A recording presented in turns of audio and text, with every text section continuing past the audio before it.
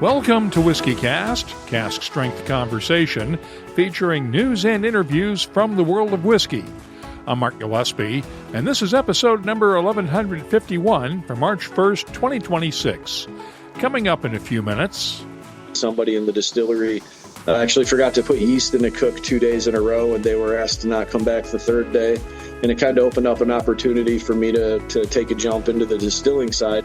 That was 11 years ago, and now Jade Peterson is Master Distiller and Chief Operating Officer at Kentucky Artisan Distillery in Crestwood, Kentucky. He's just released 2 new bottled and bond whiskies as part of the distillery's Artisan Series, a high-rye bourbon and a 4-grain bourbon. He also has his own whiskey brand, Trackside Bourbon, and the distillery is very active in the contract distilling business too. I'll talk with Jade Peterson later on WhiskyCast In-Depth. We'll also have the What I'm Tasting This Week department, Behind the Label, and much more. The news is next on this week's WhiskyCast, whiskey's longest-running and most awarded podcast series. Hey, it's Gabriel from Dewar's Whiskey. Here's a quick tip. Whenever you're pouring great whiskey, especially something like Dewar's 12-year, don't overthink it. All you need is a few glasses and a couple of people worth sharing it with. The rest takes care of itself. Back in a bit. Let's begin, as always, with the week's news. Shares of publicly traded whiskey makers took a hit this week after Diageo reported a 2.8% decline in sales for the first half of its fiscal year and projected similar results for the rest of the year while cutting its dividend in half. New CEO Sir Dave Lewis blamed the soft U.S. market for the decline in sales and suggested lower pricing might help spur sales. The news sent Diageo shares down more than 15% on the London Stock Exchange. Shares of Brown-Forman and Constellation Brands also fell on Wall Street. We'll get more news this Wednesday when Brown-Forman releases its quarterly results. MGP Ingredients shares also fell after the company reported disappointing fourth quarter and full year results. MGP's contract distilling business was off by 52% as many of its customers paused their purchases of bulk whiskey. The company also wrote off more than $152 million in value from its branded spirits division. The company's Luxco unit owns brands like Ezra Brooks, Penelope, and Rebel Bourbon. Meanwhile, another Luxco brand, Yellowstone Bourbon, came out with national distribution for its Recollection Series bourbon this week. The whiskey had previously been a distillery exclusive at Limestone Branch Distillery in Lebanon, Kentucky, but Yellowstone's Stephen Beam says demand for it was so strong that they decided to make it more widely available. 8 to 10 year, 8 to 12 years is really my favorite bourbons, and so this sits right in there. It's very, very traditional Kentucky bourbon, 110 proof, 55 ABV, which I think is also a great proof for bourbon whiskey. The 100 proof is bottled and bond, but as I drink, I kind of like a little bit higher proofs. But if I get too high, then I just get all ethanol and not a lot of flavor. And so the 110 for me just strikes just right. Beam spoke with whiskey writers on a Zoom call this week. The whiskey was inspired by Yellowstone's historic hand-painted bar bottles from the late 1800s. It'll carry a recommended retail price of $69.99 a bottle. I'll have my tasting notes for it in a few minutes. Johnnie Walker has released its first new permanent expression since Double Black was introduced about 15 years ago. Johnnie Walker Black Cask uses the same distilleries that go into Black Label, but the whiskeys were matured exclusively in bourbon casks. It's designed to appeal to bourbon lovers. The recommended retail price is $35 a bottle, and we'll have more on this whiskey next week. Heaven Hill is busy with 2 new limited edition releases. One is the 20th anniversary edition of its Bernheim wheat whiskey, made from 10-year-old barrels compared to the standard Bernheim age statement of 7 years. It's available for $85 a bottle. The second honors the company's legendary rickhouses in Deatsville, Kentucky. Those warehouses are gradually being phased out, even though they were some of Parker Beam's favorite places to pick barrels from. The whiskey is a 13-year-old bourbon crafted from just 17 barrels, aged on the third floor of Rickhouse AA at Deatsville. It's just the first of several Deatsville commemorative releases coming over the next year. The whiskey will be available exclusively to visitors who take the new Deatsville tour and tasting experience at the Heaven Hill Bourbon Experience in Bardstown. The tour includes visits to 2 Deatsville warehouses. Tickets will go on sale starting March 15th. Indiana's Hard Truth Distilling is out with 3 new whiskeys. At 7 years old, they're the oldest whiskeys Hard Truth has released so far. Master distiller Brian Smith says the sweet mash process they use at Hard Truth created some truly special whiskeys. It's interesting. I had sales folks asking me about, the biggest talking points on these. And, for me, this is really about, telling the story of an authentic grain to glass whiskey maker, getting to a point where they could release a 7-year aged stated whiskey. It's a big deal. It's a lot of hard work and blood, sweat, and tears to get to this point. What does it mean to you to be able to release a 7-year-old? I think the thing that means the most to me is when I think about what we've built at Hard Truth and the quality of the liquid.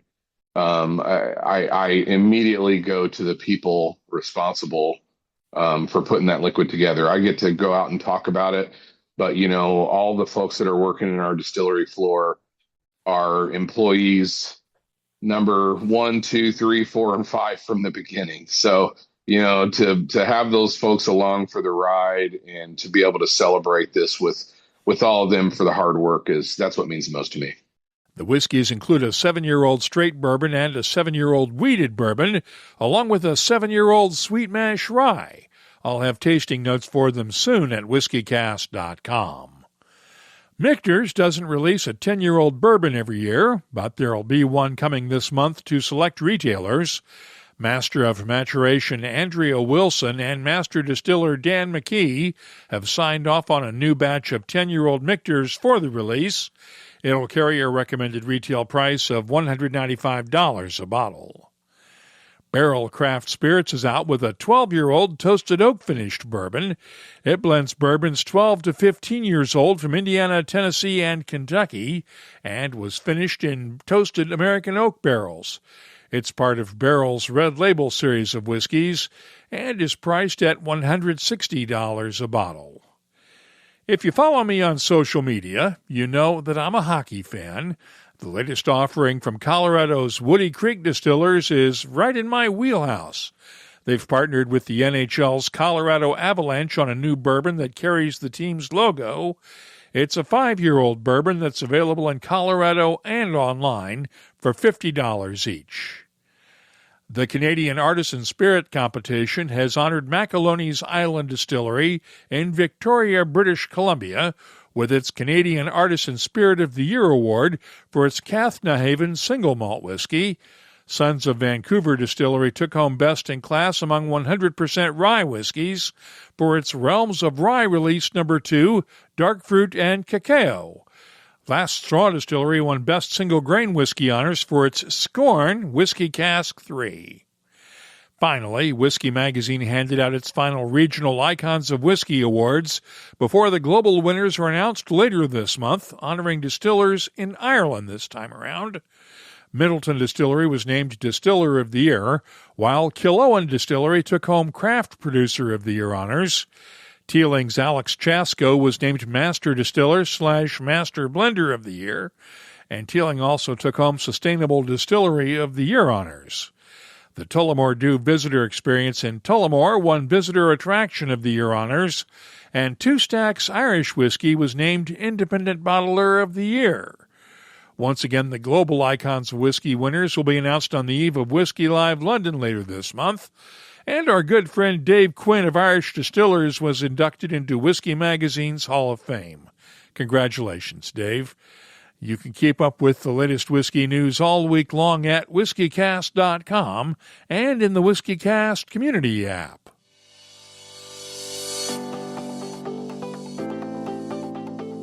There's a lot going on this month, so let's open up the calendar now and see what's happening around the world of whiskey. Tickets are still available for the Fraser History Museum's Four Roses Night with master distiller Brent Elliott Thursday night in Louisville, Kentucky. The Whiskey Exchange has a decadent drinks tasting that same night at its Great Portland Street shop in London. The Galena Whiskey Weekend is this coming Saturday in Galena, Illinois, and Dublin hosts the Celtic Whiskey Spring Fest that same day in the Irish capital. The Drinkmonger Spirits Fair is March 14th and 15th in Edinburgh, Scotland. Bourbon's Bistro in Louisville has a Bardstown Bourbon Company dinner on the 25th, and Whiskey Live London is on March 27th and 28th at the Fireworks Factory in London. If you're organizing a whiskey event, let us know about it. We'll add it to the calendars at whiskycast.com and in the WhiskyCast community app. Throughout the years, Dewar's has created some incredible whiskeys, but our new Dewar's 12-year-old, that one's a personal favorite. It's the kind of scotch that earns praise from the pros, but still feels right at home in the middle of a good night with friends. Every pour opens up with notes of vanilla, toffee, baking spice, and a smooth oak finish. It's rich, it's approachable, and it has a way of bringing people together. Whether it's around the table, the fireplace, or just wherever the night happens to take you. Look, the glasses may hold the whiskey, but the whiskey? That's what holds the moment. Please enjoy responsibly. Copyright 2025 Dewar's is a trademark. Imported by John Dewar & Sons Company, Coral Gables, Florida. Blended Scotch whiskey, 40% alcohol by volume. WhiskyCast In-Depth is brought to you by Glendalough Irish Whiskey. Kentucky Artisan Distillery was one of the first distilleries in Kentucky to focus on contract distilling, but it's been aging whiskeys for its own brands for several years now. The distillery has just released 2 new bourbons as part of its Artisan Series, a 4-grain bourbon and a high-rye bourbon, both bottled in bond. Jade Peterson is the master distiller and chief operating officer at Kentucky Artisan, which is located in Crestwood, Kentucky, just northeast of Louisville. He took over as master distiller following the death of co-founder Steve Thompson and joined me on a Zoom call for this week's WhiskyCast In-Depth. Let's start off with your new releases, the 2 new bottled in bonds. Tell me about them. Yeah, absolutely. So we've always been a contract producer and distiller for other brands, and this last year we started having our own whiskey finally come of age. So last year we released our in-house brand, which was our white label of the Artisan Series. After a year, we kind of wanted to feel it out, see which mash bills were getting the most traction and attention for the tours. And those happen to be our 4-grain and our high-rye. So we released to distribution this year the Kentucky Artisan Bottled in Bond 4-grain and our high-rye. And how do they taste? I think they taste great, but I'm a little biased on that side. So we had, I don't want to say, really perfected the recipe, but had a lot of opportunities to sell some of the contract work out to other brands that use similar recipes out in the market, and they got good reviews as well. So we're pretty excited to finally get that out to distribution. The 4-grain, again, you get a lot of those bready, doughy notes, a lot of sweet baking spice on that side, and I really like that recipe a lot. The high-rye, even though I make it, that's not my preferred recipe. I do tend to gravitate towards our 4-grain a little bit more than our high-rye, but there's a group of people that really love that high-rye as well. Tell me about the contract distilling business. How is it going these days? Yeah, so we've seen a large drop. We've seen a lot of bigger distilleries take on contract work that weren't doing it before, and a lot of brands that didn't have a brand home have kind of sprung up and kind of facilitated sourcing their own whiskey or distilling their own product versus reaching out to others. So we still see a lot of investment groups out there that are picking up barrels. We still see some kind of, I'll call like mid-major brands, guys that really don't have a brand home, but really haven't settled on one source. They're still using the industry as well, but there's definitely been a slowdown across the board. Have you slowed down production? We have, yeah. How much? More than half. We kind of are always slow Q1, and then we usually pick up in the spring. So it'd be kind of a gamble for me to say where we're going to be by the end of the year this year. But Q1's always really slow with us coming out of winter and holiday season. Even businesses seem to kind of tighten up a little bit coming out of the holidays. You have your own whiskey, too, in addition to the Kentucky Artisan Distillery Series, Trackside Bourbon. Tell me about that one. Correct. Yeah. So I kind of, again, learned the way, built some brands for others during the contract work, put together the brands here at Kentucky Artisan. And I went back to school a few years ago to Western Kentucky University, did their brewing and distilling science program, and kind of used that platform to design my first brand, my first solo release. And that was Trackside Bourbon. And that's a chocolate malted 4-grain that we did here. I distilled the product. It's not sourced. And I had worked with Michael Beach, the bourbon historian, on some historic mash bills that he released, a product of his own, and kind of got to play with some of the chocolate malt, some different varietals of corn, and kind of manipulated some of those, came back and did I'd used yellow corn. He used white corn. We used a little different percentage of the chocolate malt, a little different type, but it was nice. Again, an experimental batch that turned out to be something that was worthy of going into a bottle and kind of showcase. And we're using that as our founders release that we release every spring. It'll be kind of tied to a Derby season release. Is there a conflict of interest between having your own bourbon brand and then distilling for Kentucky Artisan Distillery as well? It's a tight line. My goal was to make sure that I always put the house brands first. So we released the white label, the Kentucky Artisan Series last year before I released my whiskey. This year, again, we just did the bottled and bond release. I'm holding out for my 2026 releases to go out until after all the PR for the house brands were released. But really the foundation of me getting into the industry and exploring it was Steve Thompson and the original ties to him when I first started. Part of my compensation package early on was barrels that were for me to use, whether it was for retirement, developing a brand, really being experimental with them. So KAD has been supportive on some fronts as far as helping me with the foundation of those brands. But I do try to always keep KAD and their interests before Trackside's. Tell me about working with Steve, because he was inducted into the Bourbon Hall of Fame posthumously a couple of years ago. Correct. Yeah. So I won't say that it was always easy. There was definitely a big learning curve jumping in so many years after he'd been in the industry. And I didn't really have a background in distilling or really know that this is which direction I was going to go. But, he had a lot of contacts in the industry. He was definitely a tinkerer, a master of, reconfiguring and bringing in equipment and kind of making everything work.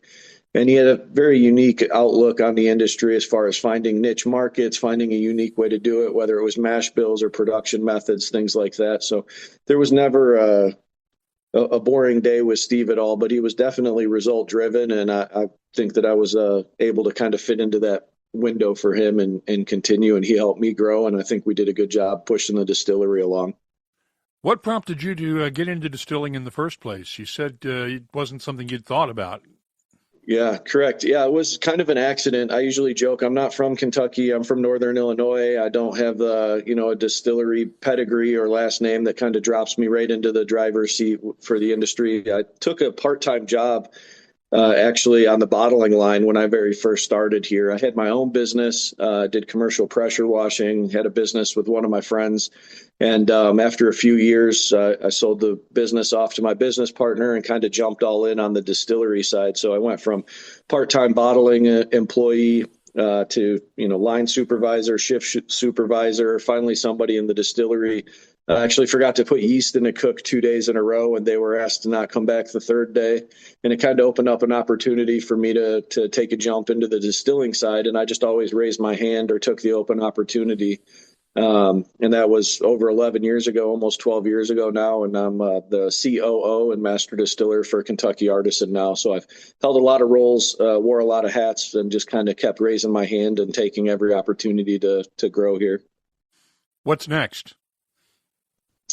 I think our repositioning, we positioned here for KAD's side at least. We opened up our clubhouse, which is our forward-facing tour entertainment side. We do thieve your own experience, open to cocktail bar. You can do a fill your own bottle experience. So we've really pivoted to the entertainment side and the tourism side versus just being a true contract facility. So I'm really hopeful and looking forward to seeing that side of the business grow. For myself, I think the brand development, really becoming a brand home and a brand builder, is kind of a big pivot for me as well. Really just getting out of the pure manufacturing side and looking how to grow brands and build brands has really been an exciting part of my day-to-day lately.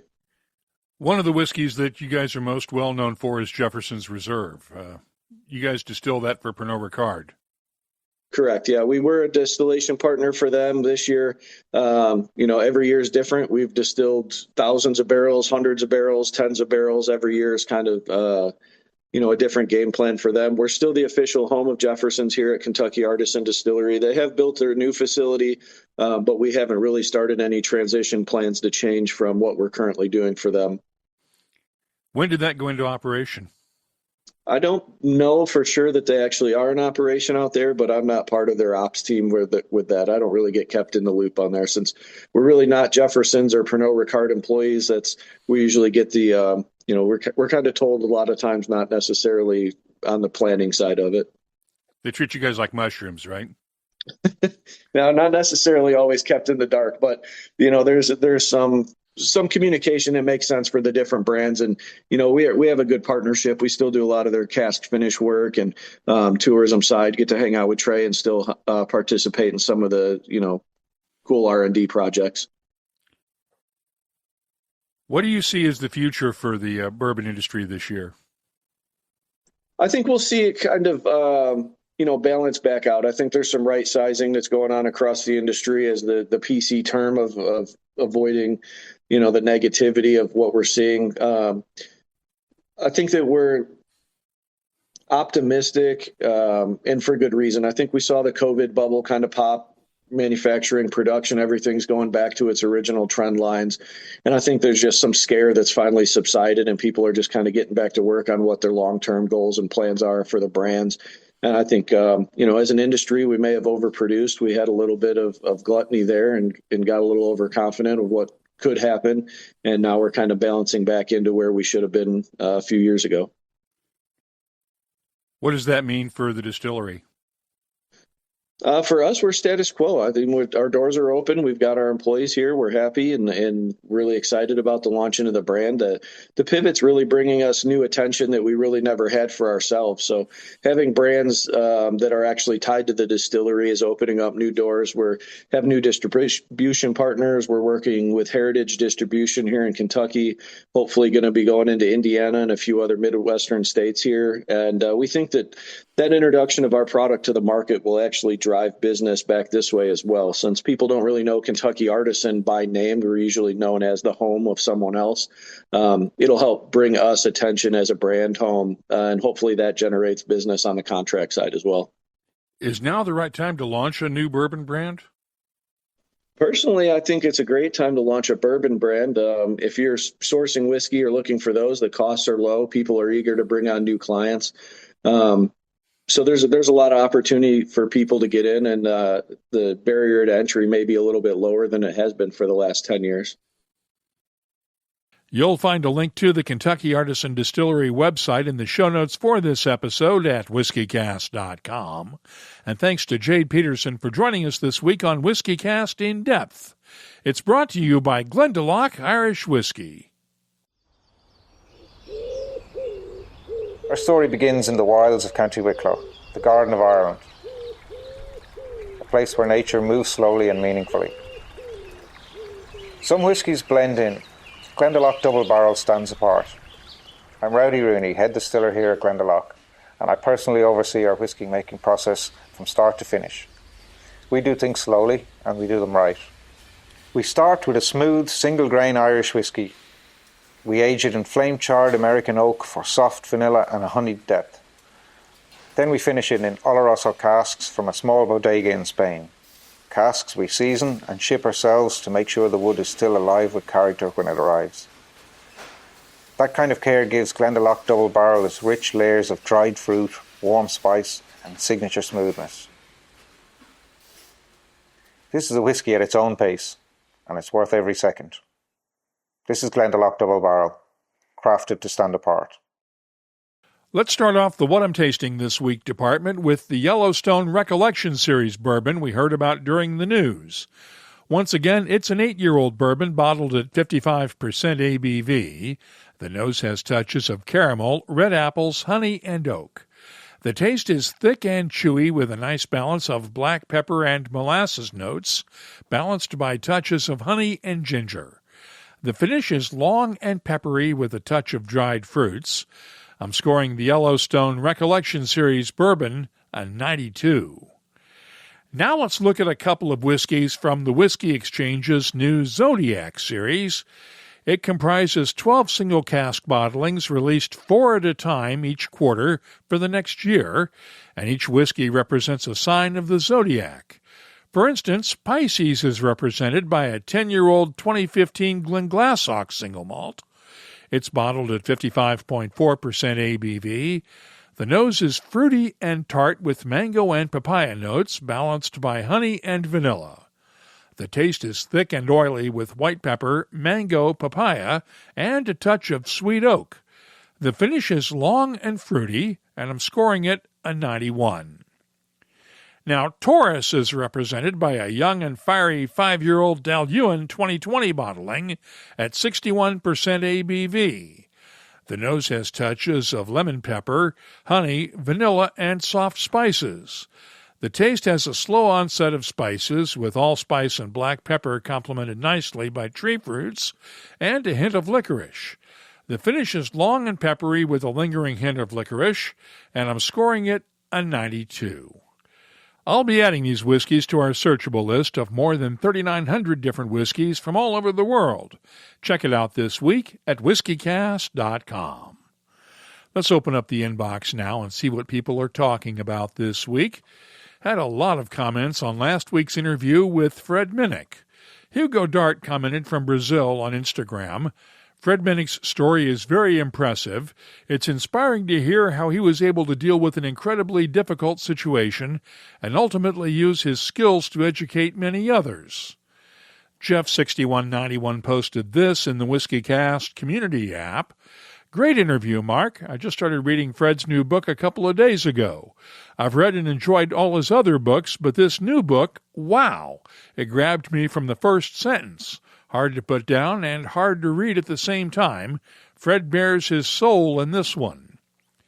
From Bill Ricker in the app, moving interview. Thank you, Mark and Fred. From Alan Chanel in the app, hi, Mark. I appreciated your interview with Fred and how you covered all aspects of the book. As an even better follow-up, happy to have met Fred tonight on his book tour, a night where another attendee brought an actual Old Crow Chessman bottle, which Fred signed. Glenn is the original owner of a complete unopened set. He was able to buy it wholesale as he worked at a high-end restaurant when they were released. And V. Swan posted in the app, I really enjoyed the interview and would like to order the book. Old Crow is such an interesting story, one which I've been researching from the UK. I can't wait to read Fred's discoveries. Is Amazon the best place to order it in the UK? Yes, that's your best bet right now. And if you have a comment, question, or a suggestion, we'd love to hear from you. Download the free WhiskyCast community app from your app store and join the conversation. You can also find us on social media. Look for WhiskyCast on X, Blue Sky, Instagram, Threads, and Facebook at WhiskyCast. The email address is comments@whiskycast.com. Let's close out the show now with Behind the Label, our look at the history, science, and people who make whiskey unique. We've talked a lot about sour mash distilling in the past. Basically, distillers take some of the leftovers from a distilling run and add it to the next batch of mash. It sours the mash and drops the pH level to help the yeast work more efficiently. Sweet mash is the exact opposite, as Brian Smith of Indiana's Hard Truth Distilling explains. So in the simplest terms, fresh water, fresh grain, fresh yeast, every single mash in. I learned about this technique from Dr. Pat Heist and Shane Baker at Wilderness Trail. And it really, especially with our grains from our farmers and our water there in Brown County, it really celebrates that quality of the grain in the best way. I think that adds a couple additional layers of complexity to the whiskeys and soft mouthfeel, but really complex whiskey, especially at a younger age. I mean, I think that sweet mash whiskeys are way more palatable at a younger age, but it doesn't mean that it stops there, and it's kind of it shows out in these 7-year expressions. Hard Truth makes all of its whiskeys using the sweet mash process, as do a number of other craft distillers. If you have something you'd like us to look at on an upcoming episode, just get in touch with us.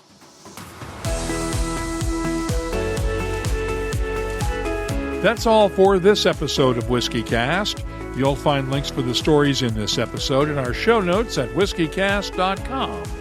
That's also where you'll find the latest whiskey news, my tasting notes, the calendar of events, and a complete archive of our past episodes going all the way back to 2005. We'd love to hear from you.